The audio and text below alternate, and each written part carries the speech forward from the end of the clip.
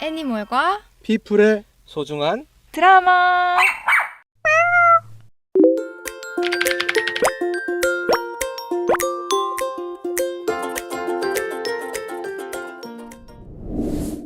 네, 21대 국회의원을 뽑는 총선이 다음 주로 다가왔습니다.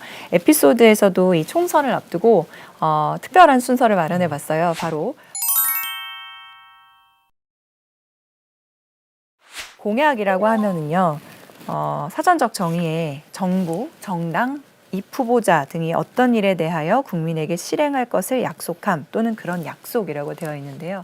공약 그러면 그냥 공적 약속이잖아요. 네. 그 신뢰성과 어떤 그 공공성을 지녀야 되는데 공약을 또 다르게 발음하면 빈약속이 돼요. 맞아요. 그래서 빌공짜. 우리가 정말 우리에게 중요한 그 신뢰를 가질 수 있는 믿을 수 있는 약속인지 빈약속인지. 네. 그래서 이번에 그 동물권 관련 공약을 저도 들여다보니까 올해는 굉장히 다양해지고 또 그 동물권 공약을 중요시하는 장도 많은데 또 가만히 들여다보면 또 예전에 있던 거랑 별 다를 바가 없다. 그러니까 거꾸로 얘기하면 그동안 지켜진 게 별로 없구나 이런 생각이 들어서 네, 너무 중요한 말씀을 네. 해주셨어요. 그런 의미에서의 공약이 네. 되지 않으려고 한다면은 네. 이 공약의 실현 가능성들을 정말 하나하나 네. 짚어보는. 그래서 이 공약을 통해서 즉 21대 총선을 앞두고 아마 대한민국의 네. 동물 복지와 관련된 현실, 현 주소를 알 수 네. 있을 것 같다는 생각이 저는 들었습니다. 그 제가 각 주요 정당별 그 공약을 좀 짚어보면서 좀 얘기들을 좀 해보겠습니다. 먼저 그 더불어민주당을 살펴보면 동물복지 공약이란 제목하에 사람과 동물이 공존하는 문화라고 했습니다. 그래서 반려동물 진료비를 1번을 세웠고 이제 그 다음에 반려인들의 최대 관심사 중에 하나인 진료비를 사전 고시하고 또 진료 항목을 표준화하는 것들이 이제 1번 공약이 되었습니다. 그 외에는 이제 생태동물원을 만들겠다는 것은 굉장히 좀 신선한 공약이기도 하죠. 그리고 미성년자 해부 실습할 때 대체교재를 개발하겠다라고 하는 굉장히 구체적인 공약도 들어 있습니다. 첨예한 문제에 대해서는 좀 이번에는 좀 몸을 사리고 있지 않는가 생각이 들고 또 가장 첨예한 개식용 문제에 대해서도 이렇다 할 답변을 내놓지 않고 있습니다. 가장 관심을 갖고 있는 그 가축에서 개를 제외하는 사안은 청와대 국민청원 20명을 돌파한 이후에 그 청와대에서 답변됐던 상황인데 공약에서는 제외되었습니다. 자, 다음 미래통합당을 알아보겠습니다. 이미 자유한국당 시절 1월에 가장 발빠르게 동물복지 공약을 발표했습니다. 반려동물 복지로 이 공약을 명명하면서 1번으로 나온 것이 그 반려동물 진료비 표준화 방안입니다. 역시 반려인들의 욕구를 대변했다고 볼 수 있습니다.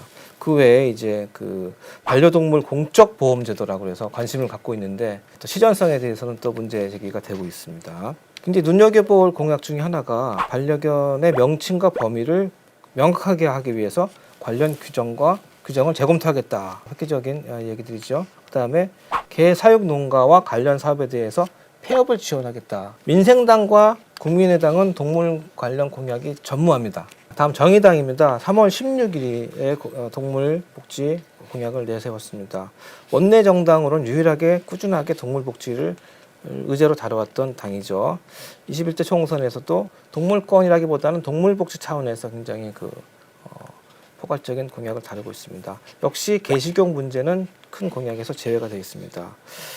정의당이 낸 공약에서 좀 눈여겨볼 만한 게 반려동물을 생애 관리 기반으로 해서 라이프 사이클 전체 차원에서 관리하겠다는 것이 있고 동물이 물건이 아닌 생명으로 여길 수 있는 법을 개정하겠다를 이제 1번 공약을 내세웠습니다. 그 외에는 이제 반려동물 놀이터, 동물보호소, 동물복지주간 등을 공약을 했고 특히 육류 소비를 감축하기 위한 동물복지 농장의 확대를 공약으로 내세우고 있습니다. 그 외에 전시, 실험, 야생동물 관리를 강화하겠다고 약속했습니다. 세부 공약으로는 중고등학교의 필수 교육과정으로 동물복지 전담부서가 동물복지 교육을 하도록 그렇게 공약에 내어 있고 공장 축산이죠. 감금틀 사육을 10개년 안에 전체적으로 폐지하겠다는 공약을 내세우고 있습니다. 그리고 도심지 내 동물원, 동물체험 카페, 동물전시 카페 등을 관리 감독하겠다라고 이렇게 하고 있습니다. 동물원 역시 없애지 않고 생츄어리 그 보호소 형식으로 전환시키겠다라고 공약을 내세우고 있습니다. 다음은 녹색당입니다. 3월 6일에 동물복지, 동물권이라는 명칭으로 공약을 내세웠는데요. 녹색당은 지난 총선에서는 동물권 이슈를 1번으로 내세웠던 당이기도 합니다. 문제는 이제 원내 진입이 계속 실패했기 때문에 또 이번에 총선에서 원내에 진입할 수 있을지 굉장히 관심을 갖고 있죠. 녹색당은 굉장히 동물권 공약에서 굉장히 진보적이고 동물 복지를 넘어선 동물권 공약을 내세우고 있어요. 그래서 헌법이나 민법에서 동물권을 보장하는 것을 얘기하고 있고 공장식 축산과 수산업까지도 양식업까지도 동물 복지 기준을 강화해서 목적은 단계적 폐지를 지향하고 있습니다. 이번에 많이 희화되거나 언론에 관심 받았던 산낙지라고 구체적으로 명시하지 않았지만 동물을 산채로 요리하는 것에 대해서 규제하겠다라고 했고 체제 선택권을 확대하겠다. 그리고 더 나아가서는 동물을 경시하는 문화, 우리가 미디어에서 동물을 비하하거나 먹방 등에서 굉장히 동물 학대가 이루어지는 것들에 대한 문화까지 공약에서 내세웠습니다. 생명을 경시하는 축제도 좀 제재를 하겠다는 공약을 내세우고 있고 반려동물 돌봄 취약계층을 지원하는 그런 체계를 구축하고 더 나아가서는 펫누스와 같은 반려인들이 어려움을 겪는 부분에서 치료 프로그램을 확대하고 공립장례시설을 확대하겠다는 그런 공약을 내세우고 있습니다. 민중당은 반려인 요건을 강화해서 동물은 장난감이 아니다라고 공약을 내세우고 있고 펫샵을 폐쇄하는 공약을 굉장히 좀 진보적인 공약을 내세웠죠. 또 북극곰은 북극으로, 코끼리는 아프리카로 해서 이제 동물원에 있는 동물들을 이제 다시 서식지로 돌려보내는 이렇게 공약을 내세우고 있고 동물 축제의 기준을 마련하거나 축소하겠다. 그리고 반려동물 치료 시에 부가세를 면제하겠다. 마지막으로는 공장식 축산을 폐지하겠다라고 이렇게 공약을 내세우고 있습니다. 역시 민중당도 원외 정당이라 이번에 원내에 진입을 해서 이런 공약을 실천할 수 있을지 좀 눈여겨봐야 될 것 같습니다. 굉장히 리서치와 서치를 열심히 해주신 걸로. 그래서 안전도 덕분에 왔습니다. 열심히 들여다봐야 돼요.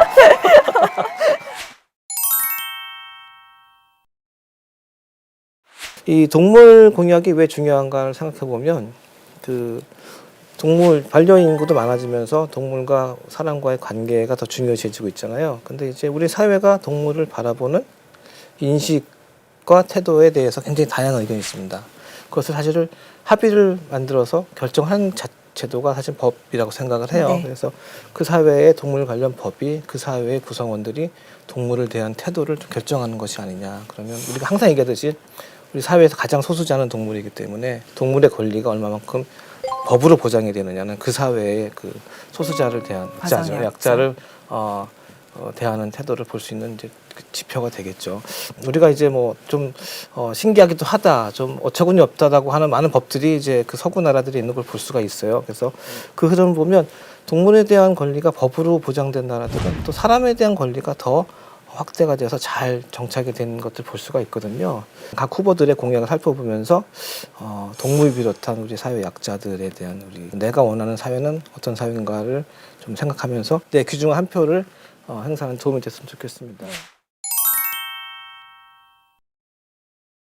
2016년 총선, 또 2017년 대선 때에 굉장히 동물 관련 공약이 많이 나왔어요. 그래서 대선 때에도 모든 주요 후보들이 동물 관련 공약을 내기도 했고. 그러면은 지난 대선이나 총선이 일종의 전기가 된 그런 계기라고 볼 수 있어요. 네, 그렇죠. 왜 그랬을까를 놓고 보면 쉽게 얘기하면 반려인들이 많아지는 시기였죠. 표랑 또 직결되는. 바로 그거예요. 동물에 관한 이슈가 많아지는 것이 정치권에 관심을 갖게 된 것은 정치인들의 사실 가장 큰 관심은 당선되는 거거든요. 그렇죠. 그래서 제일 중요한 건 유권자들의 마음을 어떻게 얻느냐인데 문제는 이제 반려인들을 대상으로 한 공약들이 많이 있어요. 동물병원의 의료비 문제라든지 또 반려문화의 확산이라든지 또 동물 학대를 근절하는 문제들은 반려인들이 굉장히 관심을 갖고 있는 문제이기도 하죠. 또 맹견도 그렇고 여러 가지 패티켓도 그런데 반려인은 투표권이 있죠. 그렇죠. 근데 그 외에 투표권이 없는 동물에 대한 권리, 농장동물, 야생동물, 실험실 동물 그 외에 많은 문제들에 대해서 우리가 좀 상대적 등한시하지 않는가. 그래서 투표권이 없는 존재들을 어떤 우리가 공생하는 선한 사회로 가기 위해서 단지 반려인만이 아닌 동물과 함께 같이 살 수 있는 사회를 만들 수 있는 공약을 만드는 것 좀 봤으면 좋겠다. 네. 전에는 당 차원의 좀 굵직굵직한 공약에 동물 관련 공약이 포함됐다고 하면 이번에는 그냥 개개 후보들이 소속한 정당의 어떤 공약과 관계 없이 추가적으로나 또 새로운 공약을 많이 내는 경우를 봤어요. 그래서 제가 일일이 소개하기 어려울 정도로 많은 후보들이 하고 있다.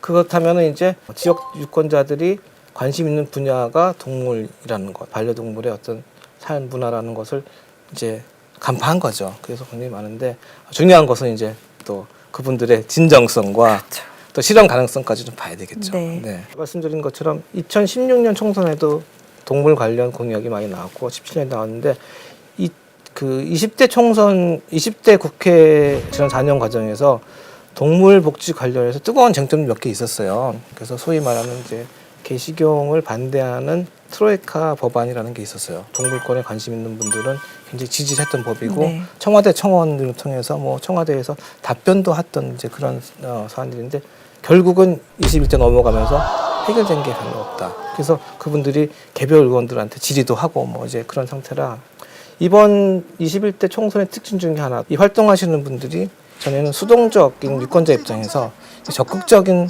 방향으로 바뀌었다는 거예요. 사회로 총선은 동물복지 선택하자! 선택하자! 동물을 위한 투표로 동물복지 실현하자! 이 동물 복지를 위해 일하는 많은 단체들이 이제 그 총선 대응 연대를 만들었습니다. 동물권 총선 대응 연대. 그래서 국내에 18개 동물 보호 단체로 이루어진 관심 있는 분들은 다 알만한 동물 보호 단체들이 주요 정당에 이제 질의를 해서 그 결과가 이제 보도가 됐고요. 개인 활동가들 네. 또 사설 보호소 운영하시는 분들이 한 40여 개 단체가 됐는데 그분들도 역시 동물복지 선거연대라는 조직을 만드셔서 굉장히 강하게 그 정당 방문도 하시고 질서도 내셔서 말씀이 나왔으니까 이 국내 18개 동물보호단체로 이뤄진 동물권 총선 대응 연대가 이제 네. 주요 정당에 그 동물복지와 관련된 정책 제안서를 보내서 네. 거기 보면은 헌법에 네. 국가의 동물보호 의무 명시로 네. 생명 존중 사회로 도약, 네. 그다음에 민법상 물건과 구분되는 동물의 법적 지위 보장, 네. 또 모든 동물의 임의도살 금지로 동물 학대의 법적 사각지대 해소 이런 네. 이야기들이 이제 3대 네. 그 주요 과제로 핵심 과제로 내걸려 있어요. 사실 굉장히 어려운 부분들이죠. 라고 그리고 많은 생각이 분들이 들잖아요. 이제 또 그렇게까지 동물의 권리가 보장이 돼야 되는가? 사람하고 동물은 다른 거 아닌가라고 생각하는 분들이 많아서 이게 현실성이 있느냐 없느냐를 떠나서 우리 사회가 어떻게 동물을 보느냐가 법으로 규정되지 않으면 사실 모든 동물 복지에 대한 그 문제들이 해결이 안 됩니다. 근데 이제 가장 큰 문제의 발단은 우리 사회는 또 법으로는 동물을 물건으로 보고 있다는 거죠. 네. 그래서 생명이라기보다 네. 물건. 네. 학대를 당했는데 48시간이 지나면 학대를 당한 가정으로 돌아가야 한다고요. 학대로 인한 상처는 치료해 줄 수 없다고요. 이 끔찍한 얘기가 반려동물에게는 현실입니다. 지난 1일 53살 한모 씨는 자신의 집 2층에서 길바닥으로 뭔가를 던졌습니다. 차가운 길바닥에 떨어진 것은 다름 아닌 생후 4개월 된 강아지 2마리. 한 마리는 그 자리에서 폐사했고 나머지 한 마리는 크게 다쳐 춘천시 동물보호센터로 옮겨졌습니다. 그 이유는 술을 마신 상태에서 강아지들이 배변을 가리지 못해 밖으로 던졌다였습니다. 한모 씨는 동물보호법 위반 혐의로 불구속 입건됐습니다. 학대를 당해 동물보호센터로 옮겨진 크게 다친 강아지는 치료를 잘 받으며 보호를 받고 있을까요? 그날 저녁인가 오셔갖고요 데려갔어요. 옮기신 분은 딸이 있거든요. 그 따님이 오셔서 다시는 그런 일이 없겠다고 생각하고 데려갔어요. 강아지는 다시 학대를 당한 기억이 있는 곳으로 돌아간 셈입니다. 서약을 했다고 하지만 강아지가 우려되는 건 마찬가지입니다. 하지만 동물보호센터에선 어쩔 수 없다는 답변만 돌아왔습니다. 아직까지 우리나라에서는 이 소유물이잖아요. 같은 집안에 가해자가 살고 있지 않느냐. 이것 때문에 저희가 논란이 있었는데 그렇다 할지라도 이게 영구적으로 정리시킬 수는 없는 부분이 그렇다면 학대로 인해 크게 다친 상처라도 치료를 받고 돌아갔을까? 동물보호센터 관계자는 동물은 법적으로 개인 소유물이라 자칫 법적 책임 문제가 될 수 있기 때문에 치료조차 할 수 없었다고 답했습니다. 그런 예산도 없을 뿐더러 그런 인력도 장비도 없어요. 저희는 아무것도 못하는 거잖아요. 그냥 보고만 할 뿐이지 잘 사료나 물 정도는 줄 수가 있겠지만 치료를 한다거나 물을 한다거나 어떤 행위를 하는 자체가 아무런 치료 없이 강아지 우리에 그대로 둘 수밖에 없었다는 겁니다. 천만 반려동물 인구 시대에 우리나라 법은 아직도 반려동물에게는 사물로서의 성격을 강조합니다. 그래서 학대를 당한 동물을 학대한 주인으로부터 떨어뜨릴 수 있는 시간은 최대 48시간. 그것도 그 시간 안에 주인이 요구한다면 주인이 학대 당사자로 동물을 주인의 소유물이기에 돌려줄 수밖에 없습니다. 또 소유물이기에 동물보호센터에 들어온 동물조차 꽂아놓은 보릿자루처럼 내버려 두고 있는 상황입니다. 소유권을 주장한다 그러면 저희로서는 방법이 없어요. 하나면은 다시 돌려주고 학대 행위가 있다 그러면 계속해서 뭐 경찰에 고발 조치를 하게 되고 그런 식으로 가야 돼요. 계속되는 동물학대, 빈틈투성이 제도로 막을 수 있을까요? 동물의 지위를 뭐 인간과 같이는 아니더라도 동물이 살아있는 생명으로서의 좀 다른 법적 지위를 갖느냐 아니냐, 그리고 국가가 이제 국민의 안전을 보호하고 행복의 추구권을 보장하는 이제 그런 헌법의 정신을 가지고 있는데, 이제 거기에 우리가 더불어 사는 사회적 약자의 그 동물과 또 다른 환경까지 좀 포함하면은 우리가 더 잘 사는 사회가 되지 않을까.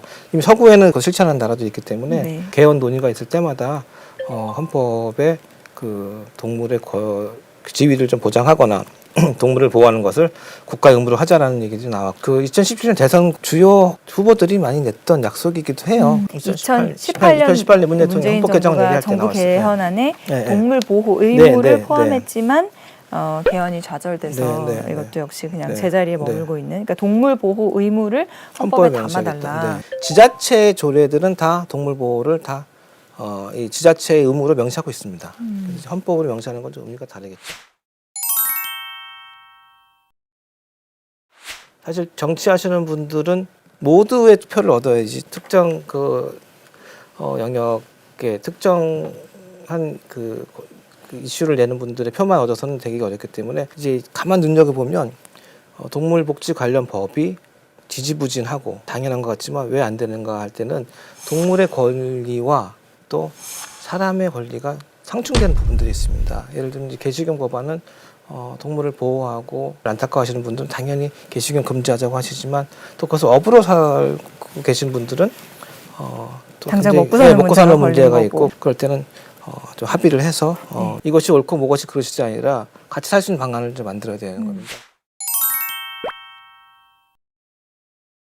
교수님께서 어쨌든 동물 보호론자이자 동물 활동가로서 네. 이렇게 주목하시는 네. 공약이 네. 있으시다면 말씀해 주세요. 헌법에서 동물 보호를 명시한다든지 민법에서 동물을 물건으로 규정하는 것을 좀 변경한다든지 하는 것, 굉장히 의미 있는 발전이라고 보기 때문에. 독일이 지금 그렇게 하고 있죠. 독일 또 스위스가 이제 그렇습니다. 네. 동물의 법적 지위를 제3의 지위를 이제 부여하기도 하는데 중요하고, 또 개식용에 관련된 일을 하시는 분들을 우리 사회에서 문제가 있는 것을 보는 것이 아니라 그분들이 자연스럽게 업종 전환할 수 있도록 그렇게 도와주시는 법안이 만들어면 좋겠다. 실제로 미래통합당에서는 굉장히 첨예한 부분인데 용감하게 공약을 내셨어요. 그래서 개를 가축에서 분리하는 문제와 개식용 관련 육견업자분들의 그 생계를 편안하게 업종 전환할 수 있도록 돕겠다라는 공약이 나왔습니다.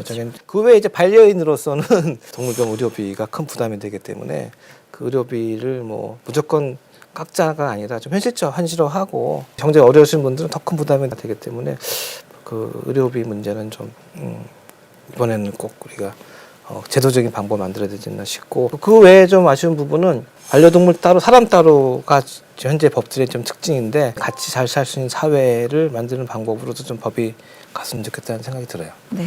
그리고 많이 나온 공약이 동물 학대범에 대한 처벌 문제, 또 유기동물 관련 문제, 동물의 그 안전과 복지를 얘기하는 것들이죠. 그다음에 이제 반려인들의 복지를 뭐 이렇게 그러니까 반려동물 그 놀이터, 여러 가지 그 서비스들을 공약으로 내는 것 같습니다. 그래서 이것은 우리 사회에 반려인들이 많아졌다는 것을 증명하는 것이고, 그분들이 반려동물 관련 법안 공약에 대해서 관심이 많고, 그것이 내가 투표할 때 때가 치고 후보를 결정하는데 영향을 미친다는 것을 반증하는 얘기죠. 네, 그러니까 이런 공약들이 한 2가지 정도의 갈래로 나눠지는데 네, 그래서 한 가지는 반려동물. 반려인 유권자를 네, 의식한 네, 공약, 네. 그리고 나머지들은 반려인과 무관하게 네. 동물을 위한 공약. 그러니까 무관하다고 할 수는 없지만 반려인과 직접적이지 않은 이제 간접적인 공약들이 많이 있어요. 그래서 실험동물 관련 공약도 있고 또 동물원 관련 또 공약도 있고 농장동물, 공장식 축산, 또 야생동물 관련 공약도 찾아볼 수가 있습니다. 그래서 이것들은 투표권을 가지고 있지 않은 동물들의 권리를 굉장히 강조하는 공약이라서 의미가 있다고 볼 수 있고요. 그리고 또 동물보호 활동가들 사이에서는 공분을 샀던 그런 네, 그랬죠. 네, 이슈도 있었던 걸로. 언론에 많이 보도가 됐으니까 제가 다시 소개를 해드리면 개의 법적 지위입니다. 현재 법으로는畜산법에는 가축으로 돼 있고 네. 또 식품위생법에는 제외가 돼 있어요. 그래서 개가 가축이냐 아니냐 규정짓기가 어렵고 또 먹을 수 있느냐 없느냐 이 식용으로 우리가 관리하느냐 아니냐에 사각지대에 있습니다. 이미 이제 20대는 지나가고 있어서 다음 국회 넘어갈 것 같은데 그러니까 한마디로 먹는 게 따로 있고 네. 기르는 게 사실 따로 말이 있다. 안 되는 거죠. 외국에는 당연히 모든 개는 반려견이죠.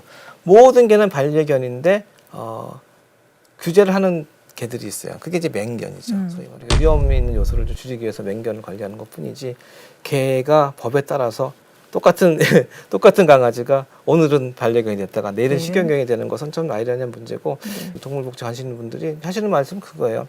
우리가 이렇게 많은 공약이 나오고 국가가 뭐 정말 선진적인 공약을 내세워서 법을 만들고 실천한다 하지만 개 식용이 있는 나라에서 어떻게 동물복지 가능하겠느냐. 가장 기본적인 얘기입니다. 교수님 네. 보시기에 지금 공약들이 지금까지 얼만큼 이행됐는지 네. 그거를 좀 네, 그럴게요. 점수로 평가해 주신다면 어떨 것 같으세요? 제가 그냥 개인적 평가를 내면 낙제라고 볼 수 있습니다. 동물권 총선 대응연대에서는 이제 이번 그러니까 21대 네. 총선에 나온 공약들에 대해서도 특히 네. 여당과 제1야당에 대해서는 겨우 낙제를 면하신다라는 네. 평가를 내렸더라고요. 네. 아무래도 그분들의 그 거대 양당의 공약은 반려동물 관련, 반려인 관련 공약에 초점을 맞췄기 때문에 헌법에 명시한다든지 좀 급진적인 내용들에 대해서는 답변을 좀 회피하고 있는 데다가 논란이 되거나 표가 갈리는 부분들에 대해서는 좀 답변을 회피했기 때문에 좀 그렇지 않나 보여집니다. 그리고 심지어는 이제 유기견 네. 우리 사회에서 이게 굉장히 큰 문제인데 이거를 해결하는 데 있어서 구조적인 유기견이 나오지 않도록 하는 네. 쪽에 초점을 맞추기보다는 네. 제2병 처리하는 것들이죠. 쪽으로 네. 하겠다. 맞아요. 그런 아주 굉장히 예리한 지적하셨는데 사실 유기견이 계속 많이 생기기 때문에 사회적으로 개입을 해야 되는 부분인데 대부분의 그 공약들은 이제 처리와 관리 부분이죠. 사실 원인은 강력한 펫샵 규제와 또 그 동물 등록제를 실시하는 것인데 이 부분보다는 그냥 유기동물을 어떻게 보호하겠다, 뭐 그다음에 입양을 늘려주겠다라고 하는 공약이 많습니다. 또 하나 흥미로운 이번에 그 총선을 앞두고 이랬던 일 중에 하나가 동물당이라는 게 생길 뻔했어요. 알고 계신가요? 언론에 소개가 돼서 정당. 저도 알았는데 수동적인 유권자에서 아예 동물당을 만들자라고 하는 움직임이 있었습니다. 근데 이번 21대 총선 전에는 준비가 좀 안 돼서 다음 기회로 미뤘다고 하는데 네덜란드 같은 경우는 동물당이 2006년인가 생겼고 의석수도 상당히 많아요. 그리고 그 외에 많은 나라들도 아직 이제 원내 진입이 안 된 그런 당들이 많이 있죠. 이번 총선에서 또 비례대표 선출해서 동물의 권리를 주장하시는 분들을 후보로 내섰던 그런 당도 있었습니다. 그래서 이제 동물의 권리가 정말 이제는 정치권에서 중요시하는 문제구나. 그리고 그것들이 이제 21대 총선에서 어떻게 실현되는지를 좀 보면 재미있을 것 같습니다. 네, 이런 말이 있죠. 그 플라톤이 한 얘기인데 정치를 외면한 가장 큰 대가는 바로 나보다 못한 사람에게 지배를 받는 것이다. 여러분들께서도 꼭 그 오는 15일에 소중한 네. 한 표를 행사하시기를 바랍니다. 그리고 그것이 또 동물들을 위한 또 생명이 존중받는 세상으로 한 걸음 나아가는 그런 또 계기가 되었으면 좋겠습니다. 동물은 투표권이 없습니다. 그래서 우리가 대신 목소리를 전달해야만 됩니다. 네, 오늘 좋은 네. 말씀 감사드리고요. 네. 총선 지나고 네. 뵙죠. 네. 수고하셨습니다.